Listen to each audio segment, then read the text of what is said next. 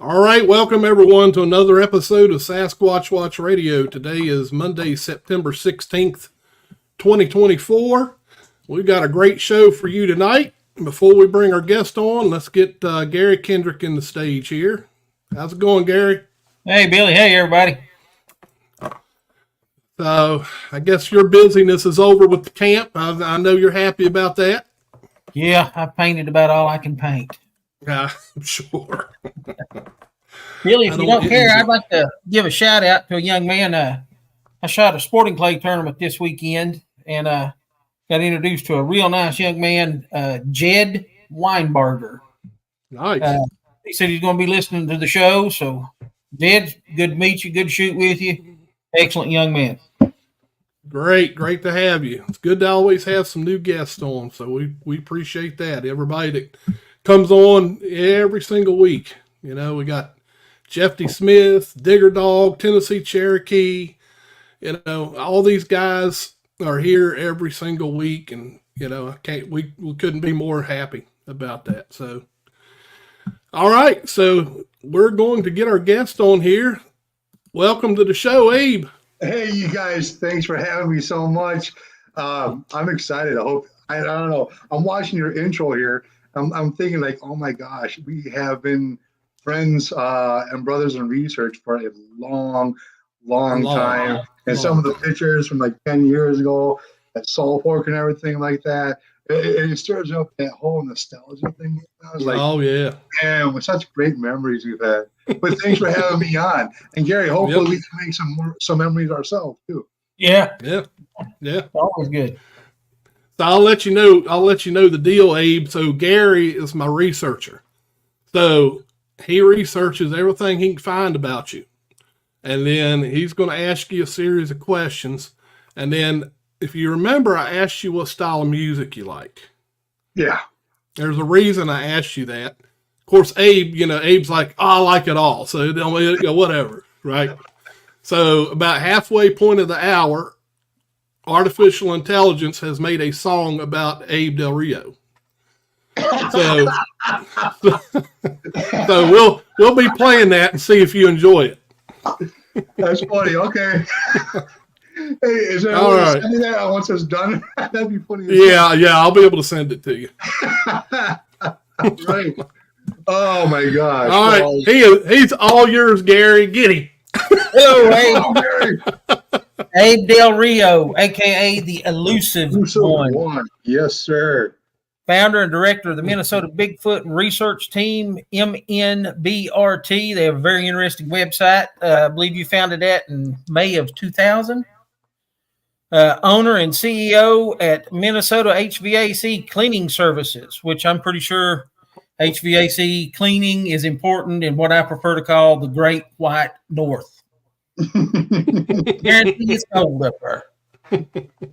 You're also the founder of the Minnesota Bigfoot Conference. I believe you started that in 2020. This is going to be your fifth, I think, conference this year. Yes. October the 5th, 2024 in Grand Rapids, Michigan. You got a lot of big speakers this year. Oh, Grand Rapids, Minnesota, sir. I'm sorry, Grand Rapids, Minnesota. We have a lot of big speakers there. Abe, I'm going to start off. There's a small town in Minnesota called, and I'm going to probably screw this up bad. Reamer. What can you tell us about Reamer, Minnesota, and what makes it the Sasquatch capital of Minnesota? Well, so the thing is with Reamer, and I love the town of Reamer, and the thing is that Reamer is a small town. When we first started going there, it had a population of 370 people. It's gained 20 more people now. So, with that being said, they have like a harvest festival, and they were really kind of looking, I guess, for a way to boost traffic going through there because it's a small town. A small town struggle, unfortunately, which is sad to say. So back in about 2015, they had their very first Bigfoot ordeal at this local school there. And then I hit it off with a couple people on the Chamber of Commerce. And they said, yeah, we'd like to keep in contact with you. And you do a good job. You did a good job speaking. I said, I would love to. Absolutely would love to. And so in 2016, a local business owner, good friend, Mark Ruyak, he trademarked the home of Bigfoot for that small town. And since then, they had been having their Bigfoot Festival or Bigfoot barbecue contest and like that going on for, I guess 2006, we just had 8 years of doing that now. So that's how all of that originated. And me, was like, okay, home of Bigfoot. And if you guys ever seen, Finding Bigfoot, if anybody's ever heard of that little show, Bobo was the exact same way, and so was Cliff. And they were like, yeah, Reamer, Minnesota, small town, home of Bigfoot. Yeah, right. I was in the exact same boat. I was like, okay, there's a lot of woods. It has the perfect habitat, food, water, and shelter. A lot of national forests out there as well. We're talking tamarack, cedar swamps, and all that stuff. Everything. A high population of deer, wildlife, very low human encroachment, except for hunters, every so often. So I'm going out there. I'm going around the area, probably within about 10-mile radius of this town, and I'm getting wood knocks. And when our first season we were there in 2016, it was me and 2X team members, and we had a campsite out in the middle of this national forest, Chippewa National Forest. And I go into town, Reamer, for some supplies, and I'm leaving these two guys back at the campsite. When I return, there's like, hey, you should probably call Bobo or something to that effect. I was like, why? Because they were like, we heard him from over there and over there. And they say that because of the call that Bobo did on the TV show, The Ohio Haul. They heard 2 Ohio hauls from that location. So I'm like, okay, let's go. Let's walk towards them. And as we walked towards them, we were doing cat and mouse. We were doing goose wood knocking or tree knocks, whatever you want to call it, and we were getting responses. I'm like, what? Really? Seriously? So we would follow, knock, we'd get a knock. It would just stay one step ahead of us. So as time went on, and doing these events, the town, which is somewhat back then was a tight-lipped town. I mean, they really didn't talk a whole lot about Bigfoot. They really didn't know a whole lot about Bigfoot. They started feeling more comfortable with me and some of the guys and approaching us, and they would just come out of the woodwork about their sightings, their encounters, what they've heard, what they smelled, weird things and stuff like that. So now, when they're doing their Bigfoot days and stuff like that, they have about an hour or hour and a half set aside where we host kind of like a town hall meeting, basically, where people can come up and talk about what they've seen, what they witnessed, and stuff like that. So that's been going on for, it was just this eighth year back in July. So sorry if you were looking for it was good or something like that, but I'm kind of a little long-winded when it comes to something like that. And still, actually, as a matter of fact, somebody just recently heard the Ohio Hall last month in that area. So there is still things going on around that small town. Nice. Excellent. Sounds like an excellent place. It's fun. Says you founded the MNBRT in 2020. Is that correct? Well, the MBC in 2020, the MNBRT in 2000. So the Minnesota Bigfoot Research Team started in 2000. This is our 24th year this past May. And it's been a roller coaster. I know in 2000, when you guys started, you did your first expedition in 2001, I think it was. And you stated that you got chased out of the woods in Ohio. In Ohio. Imagine that. There's Bigfoots in Ohio. Reminds me of a song. By Tom Yamron. Hey, buddy, if he's watching. Yes, as a matter of fact, there was just 3 of us at that time. Me and 2 others. And we actually borrowed my mom's probably 95 Malibu. And she let us drive from Minnesota out to Ohio. We were in Coshocton County in a place called Wills Creek. And we get there and we go to a general store. And at this general store, we tell them who we are, what we're doing, pretty much our purpose and stuff like that. This is right before the new ownership took place. And they got out a map and put it on the counter. And then they says, have you ever heard of Sasquatch Valley? No, of course not, right? So they get out of the map and they tell us how to get to Sasquatch Valley. I guess sometime in the 70s it got this name because of some probable Bigfoot activity. So they tell us how to get there. This was during the day. We had scattered rain. The night before was torrential downpour. And so we park in facing Wills Creek. And we walk out of the car. Me and one other guy walk out of the car. So we had to park up high, and because Wills Creek is right here, but then we had to slope down and we walked out. We probably made it about 50 to 75 yards away from the car. And the other guy having a bad time, bad day, whatever, he stayed up there at the car at the higher location.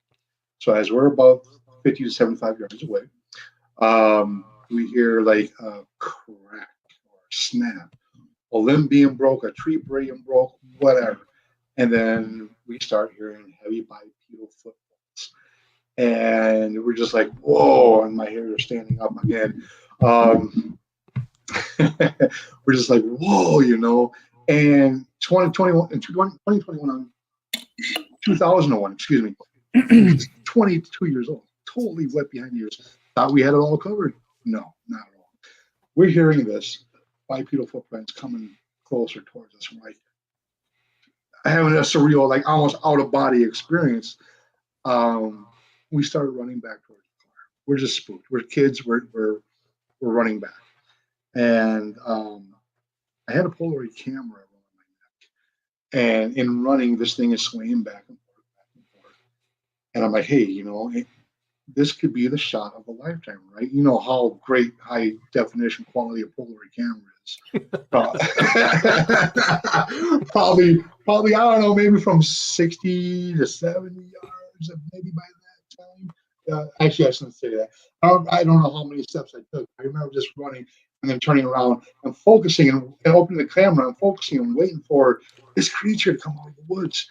And as I stop and I turn around, the guy who's had a higher point of view, who's up at the car, who I've known since high school, was, "Hey, what are you doing?" And I'm looking back. His eyes are as wide as saucers. I mean, what are you doing? The thing's right behind you. Get going. I'm looking at him. He's actually my blood brother. And I'm still hearing a heavy bipedal footprints getting louder, which is indication of it getting closer. I'm like, okay, see ya, bam. Close the Polaroid camera. Pretty much, I think I caught up with the other guy because he didn't stop when I stopped. He just kept going. It was like a race between the Roadrunner and Speedy Gonzalez. And so I think we may have gotten to the car at the exact same time. I don't know how I did it because with every step that I took, because of the heavy rains the night before and the scattered thunderstorms, every step that I took the mud would accumulate to the bottom of my boot. Anyway, we get to the car. I don't know if I jumped through the window or opened the door, to be honest with you. But we're in there, and I'm asking him. I should tell you this. So he's seen what he's seen and said, "Abe, get out of there."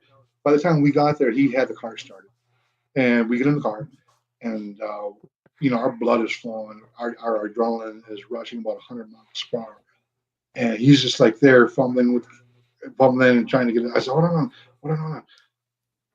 What was it? What did it look like?" Because I knew what it was. I just wanted to hear it. I needed that confirmation. And he says about reddish brown in coloration, guesstimation of 7 to 7.5 feet tall. And the thing is that it was going from tree to tree as it was stepping and getting right up on our 6, right in front of us, right past at the time. As we're sitting in that car, it's very, very quiet. We're looking, and this is in broad daylight, no birds, nothing. The water of the creek was just very placid and very smooth and everything like that. Even from the torrential downpour from the night before, you expect a little more rushing water, and it may have, but it just really wasn't all that rapidy, like it would get rapids or something. So it was very, very quiet, and that freaked us out even. We're looking around. It's like, let's get out of here. So we got out of there. We got the heck out of Dodge. Hindsight being 2020, And with every step that I would take out that substrate, the mud accumulated to the bottom of my boot. If we would have gone back there, we would have found some pretty good ones. Absolutely, absolutely, hands down. So yes, that was my very first hair raising experience, and that just threw a whole bunch of logs on top of my fire. To be honest with you, and then from there, I was just, it created a monster, so to speak. But yeah, that was the very first one. I didn't see it, but and then doing this for as long as I've been doing, and making such great friends and brothers in research, like really here, the guy who took over the OBC, he's used to research in that same area of Sasquatch Valley, and he's talked to the locals, the people that live there, and from what he's told me that they told him, excuse me, is that there was at least two of them. There's a big black male, but a smaller female that's about 7 to 7.5 feet tall and reddish brown color. Excellent.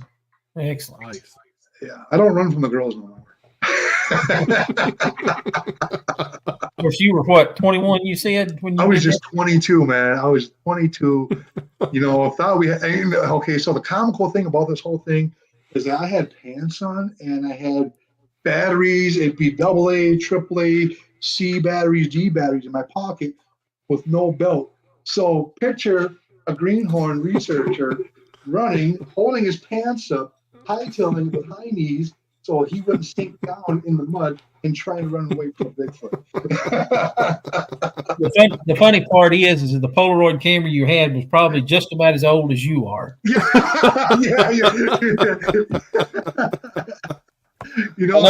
I think I picked up a newer model just for that, to be honest. But nonetheless, you still had it flapping around and everything. Right. Abe, you've stated that the MNBRT as a group has high integrity and transparency. Try to be, yes. Yep. How do you maintain this within the group? The thing is that I will, if I see somebody that has a passion for this and wants just the facts and the truth, then I'm going to ask them to join the team. So that's where a group of like-minded individuals come in. We have nothing to hide. What we find, it is what it is, and we just put it out there. We don't make any big claims. We don't say this is Bigfoot related. We say this could possibly be. When we're using words as possible and might, we're not making that factual statement. We're saying, hey, this could be. We're not saying that it is. For instance, structures, tree formations. Right. We don't know what makes them. We really don't. But are we finding them? I think we all have found some really intriguing ones in areas where we've had big. Now, here's a funny thing, and I was just kind of looking at this. We have some teepee formations that we found in here in Minnesota in the wintertime, obviously. And I'm looking at those, and I'm like, because sometimes the best thing to do is just put them all out there in front of your face. I made this just for the Reamer Bigfoot Festival this past July. I've never done this before. But in doing so, I found here on the bottom that we've got very similar structuring to the ones that are on top. And these are about 27 miles away apart from each other. Mm-hmm. So both in these areas, we've had wood knocks and very cool things happen. But whatever it is, something of that magnitude, it takes something with opposable thumbs. It be a Bigfoot or a human. I don't know why a human would, except for maybe making a natural grown blind during hunting season. And I've seen right. Yeah. So that's just the thing. I can't say nobody's ever been there. Hello, I've been there. Right. But as far as keeping the integrity and being transparent, that's one of the ways that we do try to do it. Our research a lot of time is that we'll record it, we'll post it up on YouTube here, or to our Minnesota Bigfoot Research Team TV page that's on Facebook as well. And we just present it to you as how we find it. We're not going around making wild claims. Because, I mean, everybody's doing that nowadays. Everybody's thinking that the way they think that their thoughts, they go, oh my gosh, it's such a Bigfoot on the mind type of ordeal nowadays. Mm-hmm. Finding a good researcher who's very, like you say, self-disciplined in research, it's like having a Bigfoot sighting in itself now, unfortunately. Yeah. Yep. Very rare. Yeah. Sad but true. Yeah. Abe, growing up in Minnesota. Born and raised. Born and raised, Minnesota. Like I call it, the Great White North. You ain't wrong. Well, now, right now, we're changing. Give it about 2 months. I know there's a lot of Sasquatch activity that they say it has happened there. What got you interested in Sasquatch? I was just asked that last month. It was the gorillas at Como Zoo. St. Paul, Minnesota is the home to Como Zoo. And ever since I've been born in the late 70s, early 80s, they've always had gorillas there. And the gorillas that were there at the time were Don and Casey. And they had this big steel drum that they would stand on and just hit and pound and everything like that. I was so fascinated and awestruck with the gorillas. I mean, every time my parents would want to go to a different part of the zoo, from what they told me that I would just have I'd have a tantrum because I wanted to stay there and watch the gorillas. I still could watch them for a good half hour, an hour now. But it would be the gorillas that got me into this. And then, however, growing up from a little end to a middle end to a big end, I hear about the occasional Bigfoot sighting, through the newspaper, radio, AM, FM, or even across the news, and I was just intrigued by it. Asked Mom, what's Bigfoot? What's some type of big wild gorilla, wild man, something else. It's only in California, because she didn't want us to get scared. But however, going to the school library and public library, I remember one instance at the West St. Paul Public Library. I wanted to see a Bigfoot book, so I found a book that was about Bigfoot, and then I seen the famous Patterson Gimlin film. Was it frame 352, where she's like that, she's looking, and that put the fear of God in me. I was like, oh my gosh, look at that. There's a walking gorilla that's on 2 legs. All I ever known was for gorillas to be on all 4s, but this one's on 2 legs. And that's burnt something in my mind. That etched something in my memory forever. And then, growing up, you'd have that Disney special that came out with Bigfoot. Then Harry and Henderson's with Bigfoot. Bigfoot this, Bigfoot that. The pop culture of Bigfoot was just all over the place. Even more so today. I just bought Jack Link's beef jerky chili today. I can't wait to try that. So then, then girls came and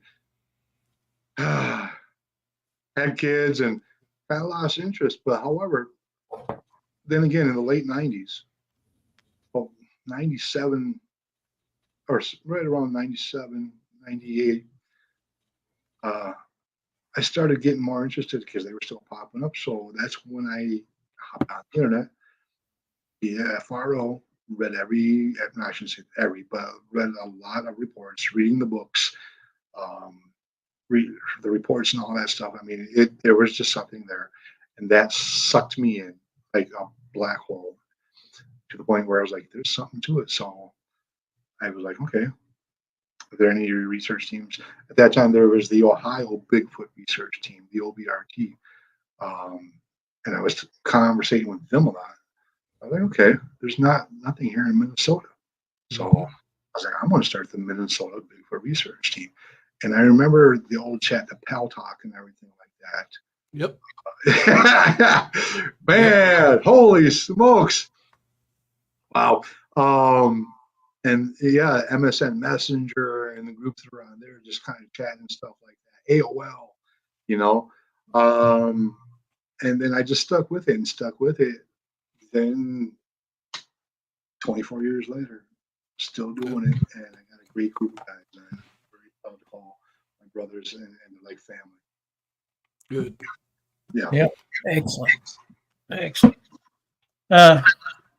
I know you work with a lot of big name people in the Sasquatch community, especially with the Sasquatch Legends Meet Science Part 2 coming out. Yeah. Do you have any mentors in Sasquatch research?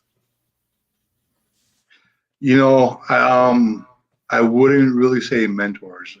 I would say people that I click with that became family members, such as Billy, Eric Altman. I mean, there's Jody Cook. There is Don Keating, Doug Hychek, oh my gosh, Bob Gemlin, Dr. Meldrum's coming out. I mean, it's because of these conferences and just being honest and transparent, where people can see your transparency and your honesty, and that you have this burning desire and this burning passion for this creature, for this cryptid. You guys share all of that. And, it's funny because if I didn't have an interest in Bigfoot, I wouldn't be here on this great radio show, or there would be no Minnesota Bigfoot Research Team. The Lord works in mysterious ways. And I am just very humbled and honored to be a part of such a great network of awesome people that are looking first to the family. Because when Cliff is coming out, or when Jeff's coming out, Ken coming out, Lyle, gee whiz, Ron Moorhead, Scott Nelson, I'm just kind of looking, Maria, Russ, and this is just our 5th year. There's so much more to go. It's more for me like having my family reunion, Mm-hmm. or going to the OBC. It's been a while since Creature Weekend, Yeah. but if I were to go there, it would just be like catching up right where we left off. Yep. Yeah, absolutely. Yep. Long Island's and never mind. All right. It's that time. It's that time, Abe. All right. Buckle up. So buckle up. All right. So the name of this song is Beast of the North, starring Abe Del Rio. Here we go.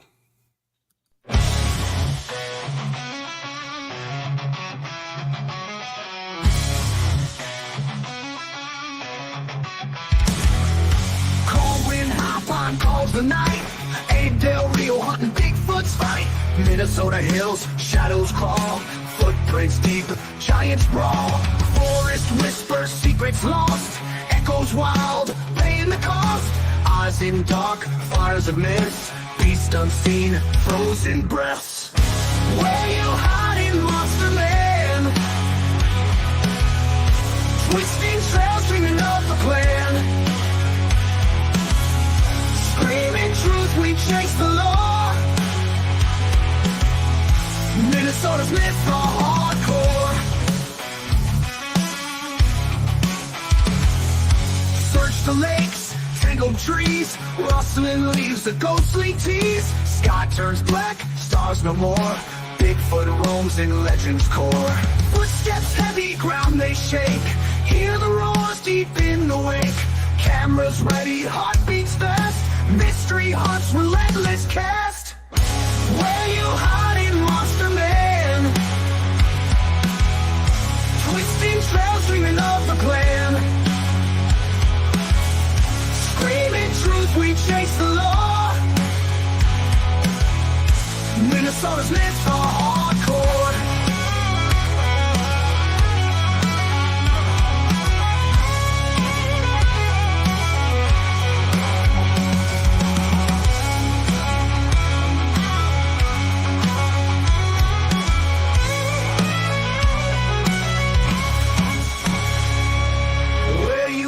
Monster man, twisting trails, dreaming of the plan. Screaming truth, we chase the lore. Minnesota's myths are hardcore. Where you hiding, monster man? Twisting trails, dreaming of the plan. Screaming truth, we chase the lore. Minnesota's myths are hardcore.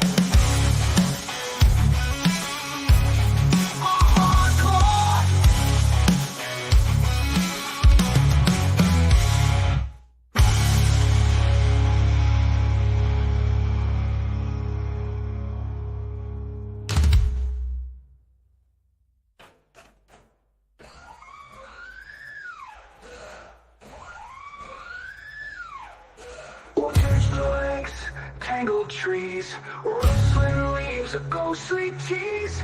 Sky turns black, stars no more. Bigfoot roams in legend's core. Footsteps heavy, ground they shake. Hear the roars deep in the wake. Cameras ready, heartbeats fast. Mystery haunts, relentless cast. Campfires glow, stories told. Northern wild in winter's cold. Track the beast, soar on high. Abe's quest till night won't die. Won't die, won't die. Won't die.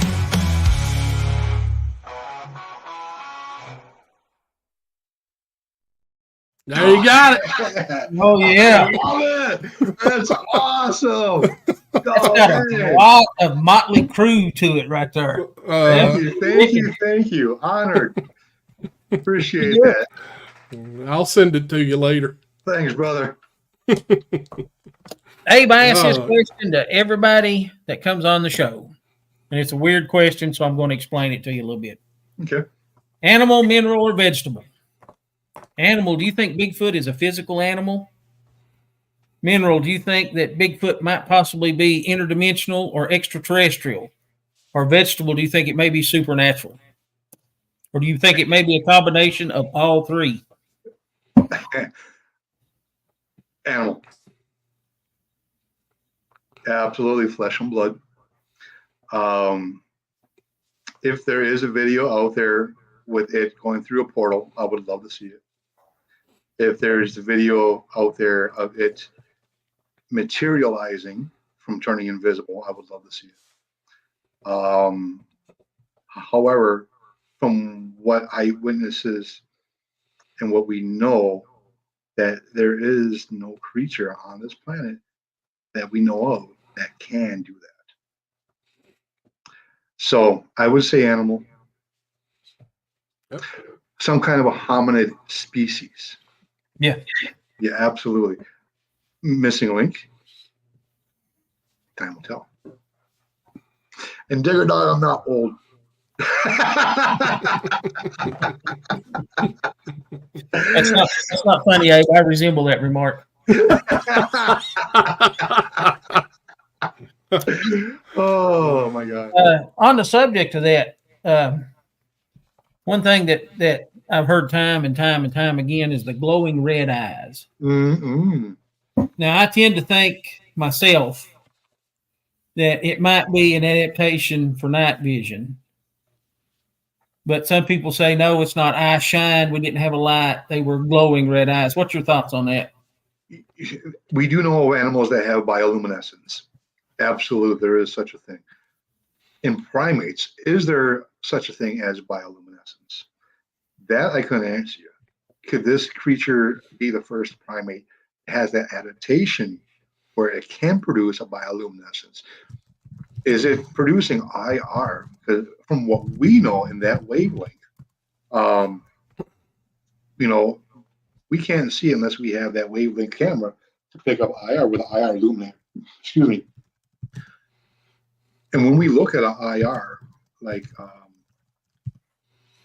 LED, that's red, And so is that what's going on with the eyes? I have no idea. I don't know. I'm just speculating. This is all speculative. But yeah, I've heard of that too. I've heard of different color eye shine. Now, yeah, are we talking about something that can show its mood, have different color eye shine based on its mood, or based on temperature, or what have you? I mean, we could throw all that out there, but when it comes down to the nuts and bolts, we really don't know. We only can put out there what we've experienced, and yeah, some people are experiencing that. I may have seen the eye shine once in Ohio across Willows Creek, and from what I recall, that was like a bluish something. But I wouldn't say that was Bigfoot. I couldn't make out any outline, and it was just like only one, then you'd have two real quick, and then one. I could speculate that the head was moving and make it fit what I would want to be a Bigfoot eye shine, but I really couldn't say for sure. And so going back to the credibility and transparency of the team, this is all just speculative. I mean, yeah, sure, I could say, okay, I've seen Bigfoot eye shine. And then we have people say, yeah, I've had infrasound. I could have had that too, but I can't say for sure that I did. I know my body reacted to something, but I can't say it was done by a Bigfoot. Right. However, I was trying to solicit a response from a Bigfoot. And when I was going through that episode of possible infrasound, there was a couple of vocalizations heard across the lake from 2 different spots. And I was the biggest guy there. So, I mean, it sounds like a person who's the biggest guy out. He's annoying, making weird calls and knocking on trees. Take him out and get him out of the area. But if that was the case, then yeah, it would. But I can't say for sure. But I could have been who knows? Excellent answer. Abe, I believe Minnesota is also called the land of 10,000 lakes. Do you believe that the amount of water and wildlife in this area makes it a good environment for Sasquatch? Except for the wintertime. We have more coastline than the West Coast in California. For the whole West Coast, I want to say, from California all the way up to Washington, Oregon. We have over 10, I think we have like 11,000 some odd hundred lakes. Habitat, yeah, absolutely, prime habitat. There may have been even some places where people have not been yet. So, yeah, they're here. They're definitely here. We got a few hundred at least. Okay. I mean, we got deciduous forest, coniferous forest, cedar swamps, alder bogs. There's orchards. We have like a lot of raspberries, blueberries, blackberries. It has everything. I mean, there's the food, there's the water, the shelter. With all those lakes, we have.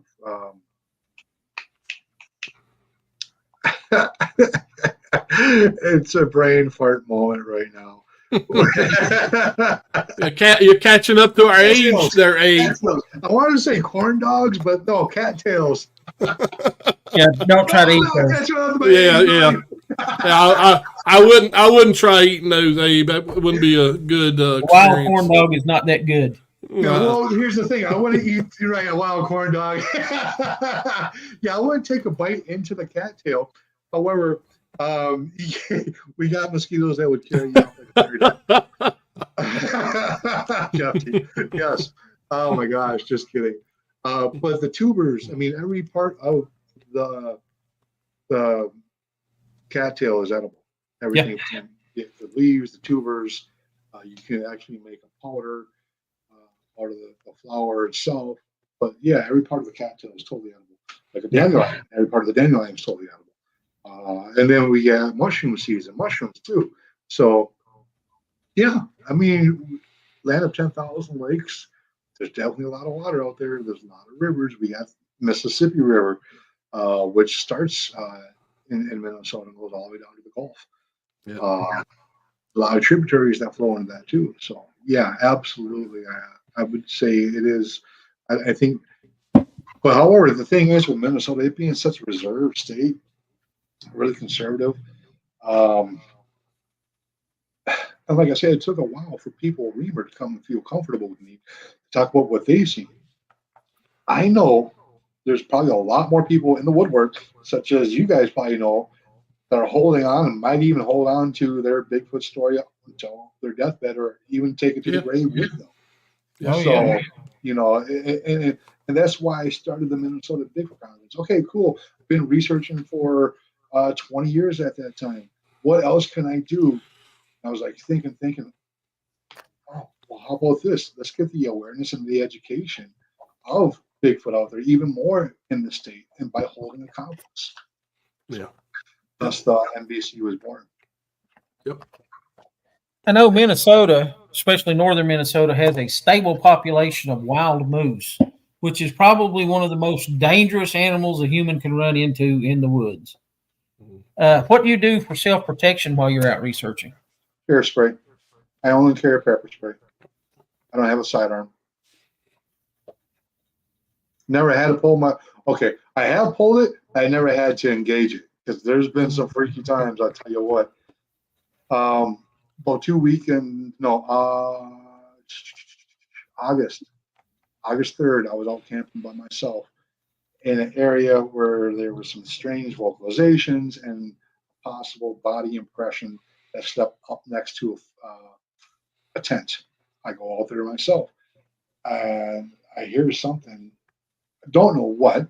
There's some rustling in the trees. I'm like, what the heck is that?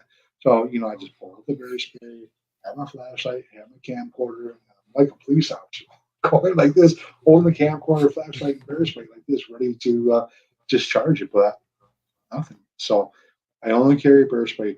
I have team members that carry sidearms. So I don't need one. Excellent. I don't think I need one. Well, I mean, and since we're on that subject, the Minnesota Bigfoot Research Team is a no-kill team. We're not out to hunt or harvest on Bigfoot. I think that would definitely defeat the purpose of trying to learn something from it if you shoot it. So that's not us. Well, I'm hopping in and say this, Dave Rupert, if you're listening, go ahead and put your full hat on. But I think myself, I'm not necessarily a no-kill guy. Mm-hmm. If it comes down to a choice between me or it, if I can help it, it's going to lose. But I don't think the government would allow someone to harvest one and, let it out. That's my own opinion. People have mixed opinions on that. But I do believe that there are specimens somewhere, in an underground bunker that they know about, Yeah. Okay. Oh, yeah, absolutely. I mean, if they've been seen on military installment bases, brother in research, Jody Cook, has seen one on the military base. Yeah. How can they not know? Yeah. Air Force bases, they've had them going through the duct system. I think it was on Edwards Air Force Base in the desert. So, yeah, I mean, they know. They definitely know. They can't be that. Yeah. As a former Marine, I know Quantico, Virginia has what they call the Quantico monster. Oh, there you go. A Bigfoot that's been seen by hundreds of Marines on that one base. Right on. Mm-hmm. There it is. They got a lot of property in Quantico. Oh, yeah. And that's a small Marine Corps base. Okay. Right. You go out west, like the Camp Pendleton, that place is massive. Right. Well, see, when you add Quantico's property to the National Park Service, Prince William Park, and then you got all that other land. I mean, that's a lot of land. Oh yeah, Gosh. There's no doubt about it. Everybody on the show knows that I'm part Native American. I'm Cherokee and Shawnee on my dad's side, and I'm Cherokee on my mother's side. There are several Native tribes from Minnesota. Have you done any research on any of the Indian reservations in Minnesota? Yes. Actually, an ex-team member and another team member they live on the res. So we have been up there. And back in July of 2018, we were up there. We were out researching for about 8 hours. It was probably, it was late in the morning, early in the morning, late at night, early in the morning, maybe past 1. I think it was probably about 2 or 3 o'clock hour. We were at our last place that we were going to try. One of my team members does the Ohio Haul. And off to our right, we start hearing coyotes. And we're like, oh, wow, hey, that's cool. And then we hear, oh, and then off to our left, we hear another one go, oh, and we're like, what the heck? We're in between 2 Ohio Hauls right now. One of my members gets freaked out. He goes back to the car, and all of us were just like, I can't remember my camcorder's going. I have a parabolic hooked up to it, pressing the button, recording, but the splitter, the Galding splitter, went past the sound to the camcorder. It was muffled. It was freaking muffled, Billy. Oh my gosh. Oh my gosh. Happens all the time, Abe. Man, I'm telling you, I was recording too. And so I had David Ellis look at that clip, and he pulled something out. And he said to me, he was another brother in research with the Olympic Project with Derek Randalls and Shane Corson. And he sent that to me, and I'll be honest, I haven't even opened that file yet because I'm like, am I setting myself up or? So I haven't even heard it yet. So, but yeah, he got something out of there. What, I don't know. I guess. Plus, I've been busy. Really. Oh man, Digger Dog. So I think they can read posture. Like if I'm, it's called street smarts to us. To me, where I'm from, you got to be able to read people in St. Paul, Minneapolis, and you kind of pick up on their intentions. Now, is it far-fetched to think that another hominid species could pick up our intentions and what we mean by being out in their environment? I don't know if they can read minds. I don't know if they can place thoughts in minds. I don't know. But I've heard a lot of people say that they heard a voice in their head, or they felt that something's telling them to go this way. Yeah. So I mean, for me, I don't know. I haven't had that happen. Yeah, I think these creatures are. I'm not going to use the word smart because I believe that they know their surroundings. It's their home. They know it better than any of us. And, they can sense things long before we get in there. And so, and I've even heard some people say, I think that it wanted me to see it. Have you heard people say that? I think it wanted me to see it. Yeah. Yeah. Especially if it's like young children or, or whatever. It's almost like a game. Mm-hmm. Yeah. Yeah. I've heard that. Roadside sightings are like that too. If it had waited just a second, the car would have been past it, but instead it decides to walk straight out in front of it. As far as maybe it wanted them to see it. Right. Mm-hmm. Yeah. I know too, as far as like you were talking about posturing and things like that, they even like the natives here in the United States have different forms of posturing than the Europeans that came here. A lot of the Western tribes didn't point with the finger; they lip pointed. They actually used their lips to point to the direction. So, I think that's something that they may be doing too. It might be more of a communications thing by their posture than it would be a vocal type of thing. Yeah, makes sense. I can see that. Why not? Yeah. Abe, you do a lot of evidence collection and you carry a lot of equipment with you. Can you tell us a little bit about your evidence collection and what equipment you take with you? Well, evidence collection, gosh, if I say if, because right now I'm sitting on nothing. I have no evidence. The only evidence I have is going out there myself and trying to find evidence. As far as gathering equipment, we're talking about, the nylite sterilized gloves, using M95 mask, tweezers, envelopes, stuff like that, in case we do come across some type of possible fiber. Plaster, if we come across a possible impression, things like that. When we are looking at possible formations, we're looking to see where possible hands could be, which would possibly manipulate that possible formation. See if there's any possible hair fibers which we could. But sitting on nothing right now. I understand.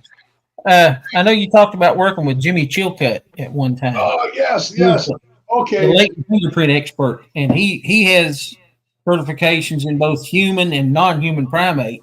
Yeah, absolutely. Thanks for bringing that. In Iowa, I lifted some prints off of a car door, car window, sent them to him. He said, the way you lifted them was perfect. He can do a better job. And he can neither confirm nor deny if they were human or non-human fingerprints. And then I sent him another piece of possible evidence of what appeared to be a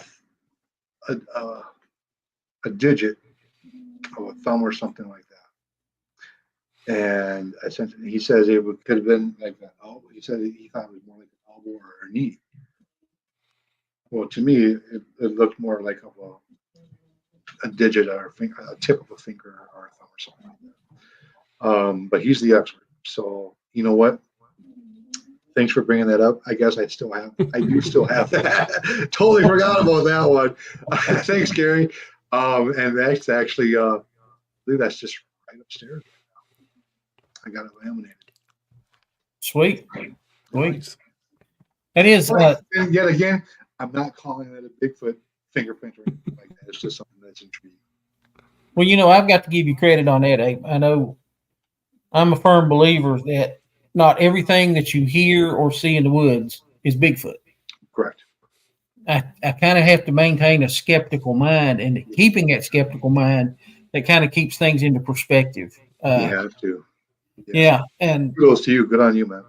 I hear a lot of people. We had one expedition that we did with Billy. It was a big group. There was like 30 of us, and everybody talked about they kept hearing a pissed off monkey that night. And I had to explain to them that was not a pissed off monkey, that was a barred owl. That was a barred owl mating call. Okay, right on. I was going to say it was Bruce, but okay. I had to tell them, they're not trying to make war; they're trying to make love right now. little monkey loving. Right on. But that being said, part of the transparency thing too is like when you do collect evidence like that. One thing that I always think is you have to maintain a chain of evidence. And, I worked for the Virginia Department of Corrections for about 14 years. Okay. And that's something that was important, is to maintain a record as who has this in their possession, how long they had it in their possession, when they took possession of it, and things like that. Yeah. And, so with that, we got the tape and the graphite powder and the cards where we do put that stuff on there. Sweet. Yeah. Excellent job. I know a lot of people just kind of handle it a little bit willy-nilly, I found it, and then this person looked at it, and then this person touched it, and this person did this to it, this person did that to it. Let's send it off for evidence, and it all comes back contaminated. Yeah. Don't forget to lick it now. Yeah, there's some questionable things that go on. Right. At least. But it's nice to see, a group that does have, like you said, the integrity and the transparency with the evidence. That's really encouraging. And especially, in today's where if you don't see it on, God forbid, YouTube or Facebook or something like that, social media rules the world. If you don't see it on that, then it's not true. Yeah, I know. Yeah, I'm right there with you, Gary. And sad but true. But thank you so much for noticing that. I appreciate that. Yeah, I mean, I did a lot of research on you. You're a hard dude to find research on. I'll tell you that. I'm clean. I didn't know there was that many Del Rios in Minnesota. I got a big family. I mean, we like to call ourselves the cartel, but no, I'm just kidding. There is even an Abe Del Rio, the second or third, I think, that's here in Virginia. He's a lawyer. Oh, wow. And somehow every time I typed in something on Abe Del Rio, it come up with him right off the bat. Oh, my gosh. Wow. Well, you got to give me his address and everything because there can only be one. And Jay Fitz has got a question here. Yes. Does open air degrade certain types of DNA samples?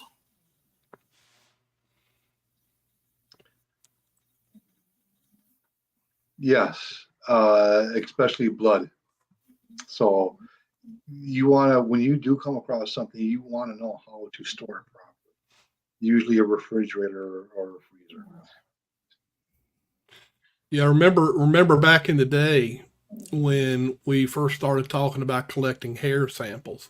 Remember, everybody was carrying around Ziploc bags. Oh my gosh! Yes. No. No Ziplocs. Yeah. Yeah. And the reason why, and for all you who are tuning in, is because you can get condensation and moisture trapped in there, Uh-huh. which could degrade any kind Yep. of possible evidence or DNA. Right.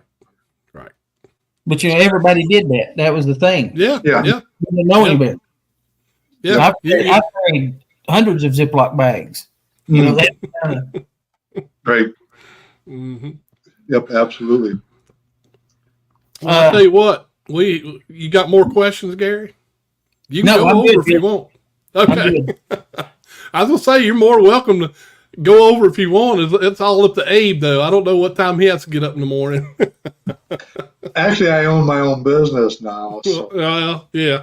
I can Don't- call in. don't- Yeah, right. I understand. Before we go, there is one thing I'd like to do, Bill. Abe, if you don't care, you do have an event coming up with your Yep. Minnesota Bigfoot Conference, October Yes. the 5th, 2024. This is your chance to give out a shameless plug on your event. And thank you for the opportunity. It is our 5th Minnesota Bigfoot Conference, and again, it's only because I know such wonderful people in the Bigfoot community. This year, we have Dr. Meldrum coming back out from Idaho State University. Everybody knows who Dr. Meldrum is, like they all know who Bob Gimlin is. He's a staple. He's actually a pillar in this research. And then we have Scott Nelson, retired Navy cryptolinguist, coming back out. Gosh, I remember meeting Scott probably back in 2012, 2013 at the Oklahoma Sasquatch Symposium. And we just kept in contact, man. And so he's coming back out. We have Lyle Blackburn.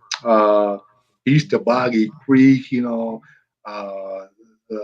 Boggy Creek Monster coming out. He's an author, written some really amazing books, does really great research, cryptozoologist, really awesome hat. And speaking of hats, we have Ken Gerhardt coming out, another brother in research, another cryptozoologist. He was at the NBC 2 years ago, did a phenomenal job about the Minnesota Iceman. He's just, I mean, we're talking about a guy, an author who's been on TV and documentaries, and his list of credentials, San Antonio Zoo, I mean, it goes on and on and on and on. So, yes, tickets are on sale now at eventbrite.com. Check them out. They go up $10 at the door. And it's going to be a great time. It's a family fun event, just like every other Bigfoot conference. All this is about the education and awareness of the Bigfoot, that there is something in the woods of Minnesota, but not here, across the other 48 states as well. Yeah, absolutely. 49. Yeah. I tell you, Abe, we really appreciate you coming on the show. Oh, yes, sir. Thank you, It's an honor to have you here, and it was great to see you again. You too, man. If you don't mind, can you hang on while we close out the show? Absolutely. And then we'll talk a little bit. Sure. But anyway, as Digger Dog always reminds me, you guys, in order for you to keep up with who we got coming on the show, it's best if you can subscribe. Hit the subscribe button on YouTube. That way it will send you the alerts when we schedule shows. And here lately, I've been putting up old research site videos. I've been going back to some of the old sites and actually just doing a walkthrough and putting up, a 15, 20-minute video just to show people, where we've been in the past, how things have changed. And then, of course, we have some interesting conversations along the way. So hit the subscribe button. It does not cost a dime to subscribe to the show. Or you can even get on the Facebook page, which is facebook.com/Sasquatch Watch Radio. Again, as always, we thank all of you for being on the show. We had quite a crowd in tonight, so we certainly appreciate that. Thank you for the questions that you give us. All this really makes our job a little easier, especially Gary, so that he don't have to come up with a longer list. So anyway, so thank you, everybody, and we will see all of you next Monday night, 9 p.m. Eastern. Have a great rest of the week. Good night, everybody. Watch on.